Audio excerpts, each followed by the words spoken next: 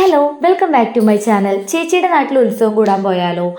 March മാസമായി തന്നെ എല്ലാവർക്കും അറിയാം, എല്ലാ അമ്പലങ്ങളിലും ഉത്സവവും കാര്യങ്ങളൊക്കെ ആയിരിക്കുള്ളൂ. അപ്പം ഞാൻ ദേ ചേച്ചിയുടെ വീട്ടിൽ ഉത്സവം കൂടാൻ വേണ്ടി വന്നിരിക്കുകയാണ്.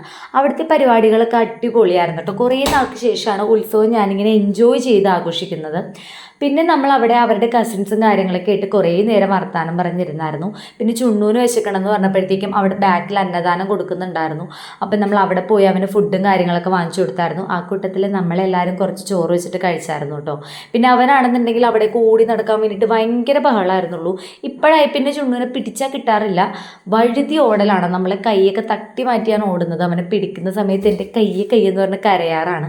രാത്രി ആയപ്പോഴത്തേക്കും പള്ളിവേട്ട ഉണ്ടായിരുന്നു. ഇത് മഹോത്സവത്തിൻ്റെ തലേ ദിവസമുള്ള വ്ളോഗാണ്.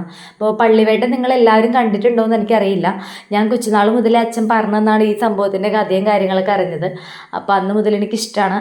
നല്ല രസമാട്ടോ പള്ളിവേട്ട കാണാൻ. കാണാത്തവരുണ്ടെങ്കിൽ നെക്സ്റ്റ് ഉത്സവത്തിൽ എന്തായാലും കാണണേ.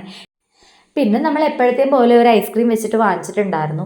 ചുണ്ടൂനാണെന്നുണ്ടെങ്കിൽ ഇപ്പോൾ ഓരോ കാര്യങ്ങളും അവനെ റിക്കഗ്നൈസ് ചെയ്യാനും അവൻ അറിയാം എന്തൊക്കെയാണെന്നുള്ളത്. അതുകൊണ്ട് തന്നെ കടകൾ കണ്ടിട്ടുണ്ടെങ്കിൽ അവന് വേണ്ടതൊക്കെ അവൻ പിടിച്ച് വാങ്ങാറാണ് പതിവ്. ഇപ്പോൾ അങ്ങനെ ഞാൻ ചെറിയൊരു കാറ് വാങ്ങിച്ചു കൊടുത്തിട്ടുണ്ടായിരുന്നു. അതും വെച്ചിട്ട് റോട്ടിൽ വെച്ച് ഉരുട്ടി കളിക്കായിരുന്നു. കുറേ നേരം അങ്ങനെ കളിച്ചിട്ടുണ്ടായിരുന്നു. അപ്പോൾ ഇന്ന് ഇത്രയൊക്കെ ഉള്ളൂ. ബാക്കി വിശേഷങ്ങൾ നാളെ കാണാം. വ്ളോഗ് ഇഷ്ടപ്പെട്ടിട്ടുണ്ടെങ്കിൽ ലൈക്ക് ചെയ്യുക, സബ്സ്ക്രൈബ് ചെയ്യുക, സപ്പോർട്ട് ചെയ്യുക.